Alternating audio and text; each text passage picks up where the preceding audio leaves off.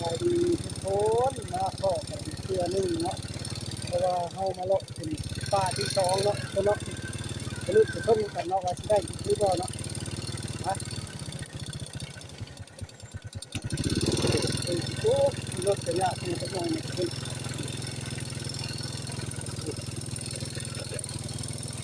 โอ้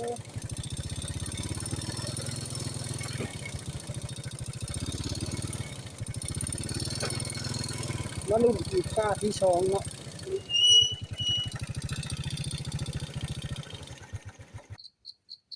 มาเข้าดอนที่สองเนาะทุกคนเนาะนี่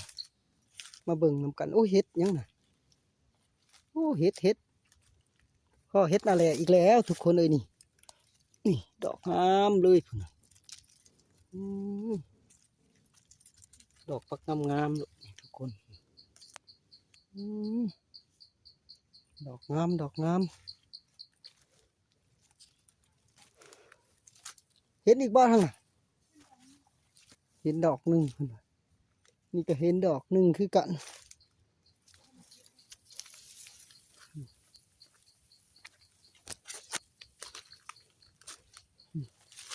นี่ดอกเดียวเห็ดนี่ก็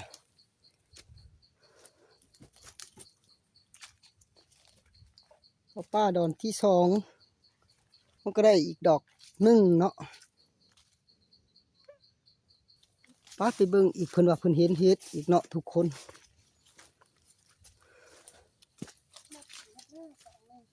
หืมหมดกินละโอ้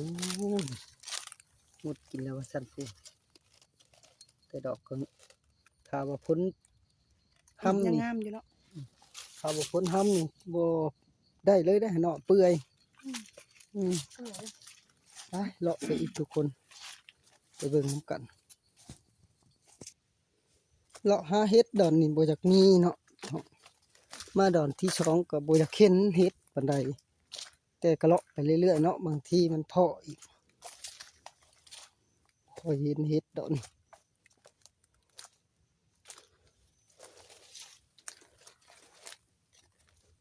เลาะไปเรื่อยๆแต่บ่เห็นเป็นตามีอยู่แต่บ่เนาะทุกคนออกก็บ่หลายเนาะได้ดำได้ดอกสองดอก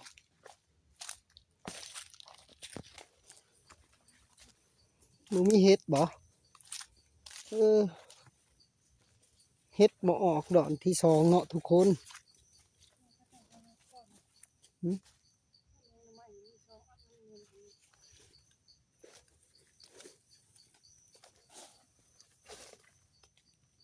หนึ่งใหม่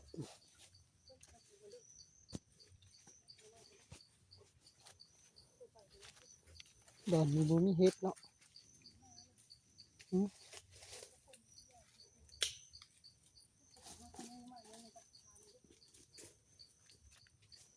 เจ้าหาเห็ดหาคนที่รอ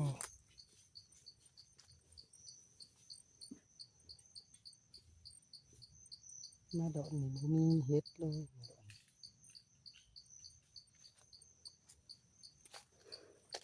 ได้เห็ดบ่สองดอกสามดอกมาดอนบ่มีเห็ดเนาะทุกคนเนาะเขาก็สิได้ออกไปแล้วเพราะว่าเขามาก็บ่ได้เห็ดเขาก็สิได้กลับเมื่อเนาะทุกคนเพราะว่าเขาก็ได้พอแกงอยู่ก็ได้พอได้กินเนาะก็บ่ได้หลายปานใดเนาะทุกคนเนาะเขาก็สิได้เมื่อป่านนี้ออกจากป่านี่ก็เมื่อเลยป่านนี้เพราะว่าบ่มันบ่เห็นเลยดิมาดอนที่สองนี่บ่ได้เฮ็ดเนาะได้เฮ็ดสองดอกเนาะทุกคนบ่มีเฮ็ด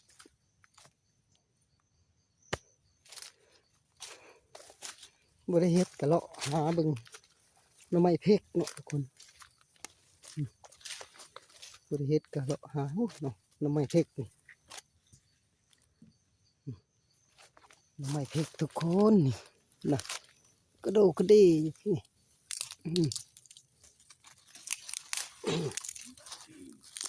หักเอาหน่อไม้พริกเนื้อแกง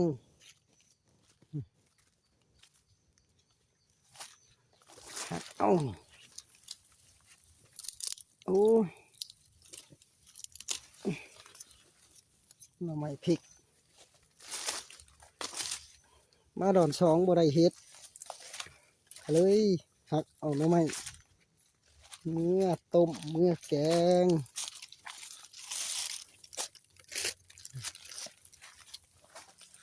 พระเจ้าก็หักเอาคือกัน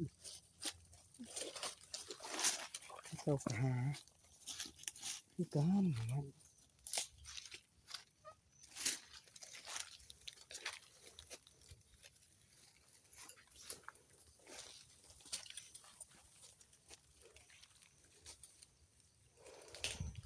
ดอนนี้บ่ได้เฮ็ดได้แต่หน่อไม้เนาะ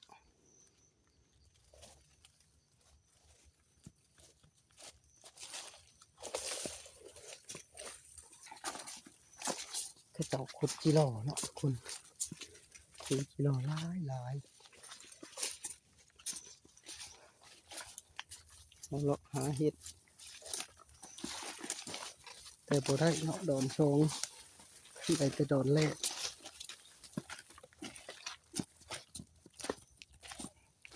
เขาก็สิได้ออกไปแล้วทุกคนว่ามีแต่โคกแต่ปลาเนาะพอเราเลาะหาเห็ดบนเขาเคยเลาะเนาะกายเพื่อสิเมื่อฮอดบ้านโคกปลาอยู่บ้านเขาก็บ่มีเนาะเขาก็เลยมาหาทางไก่นี่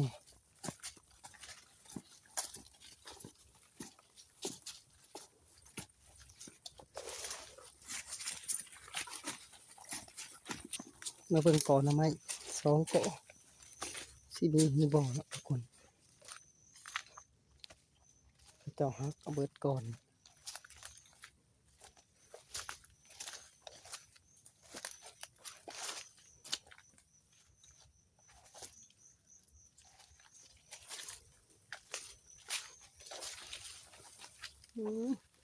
นึกว่าแม่นเฮ็ดปวก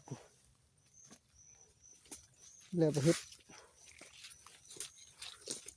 เบื่อเนาะบ่มีหน่อไม้ซ้ำบ่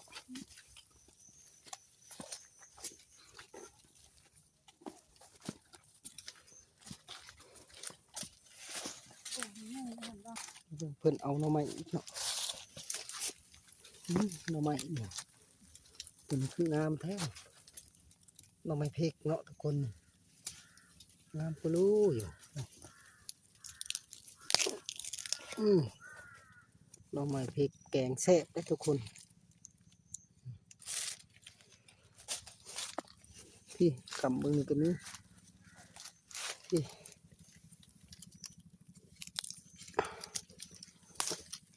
ได้แต่ปลายมัน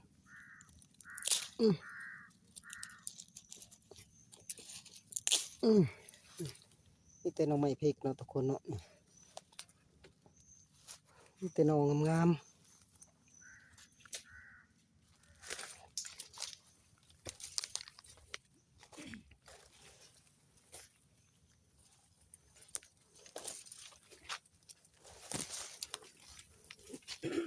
แต่หน่องามๆเนาะทุกคน หาเฮ็ดหาหน่อไม้เพิ่ม ได้ทั้งเห็ดได้ทั้งหน่อไม้เห็ดก็ได้หลายเติบเนาะทุกคนเพราะว่าเขามาดอนที่ช่องก็เห็ดกับบ่ได้เนาะได้แต่ดอนแรกดอนสองบ่มีหยังได้แต่หน่อไม้ได้เห็ดสองดอกบ่เขามาดอน เบิ่งก่อนนะจะดูเจ้าจะไปเบิ่งก่อนค่ะ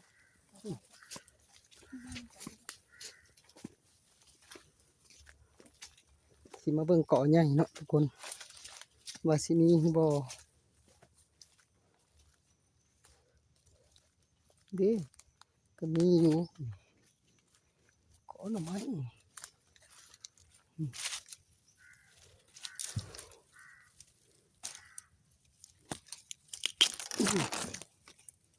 เป็นหน่อหนึ่งเนาะทุกคนเกาะใหญ่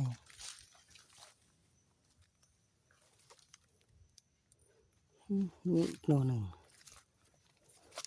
มาหักหน่อไม้น้ำกันเด้อทุกคนหน่อไม้น้ำจะหาดูอีกก่อนมีบ่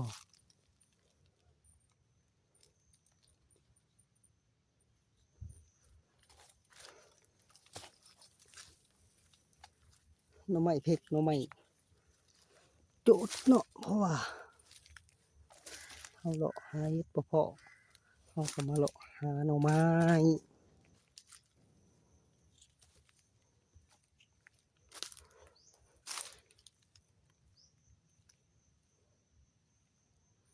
ได้แต่2 อันเนาะทุกคนก่อนเพราะว่าหน่อไม้เขาเจ้าก็หาคือกันกับเฮาไปหาก่อนคนนั้นได้เนาะทุกคน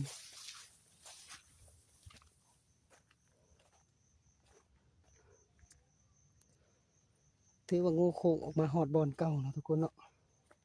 เอาก็สิได้กลับตาวคืนเมือเนาะทุกคนเนาะเพราะว่าเฮาก็หา2 บอนเลยเมื่อยแหละทุกคนสั่นแหละบ่าวซักสิขอหยุดคลิปลงทำนี้ก่อนเนาะทุกคนเนาะบ๊ายบาย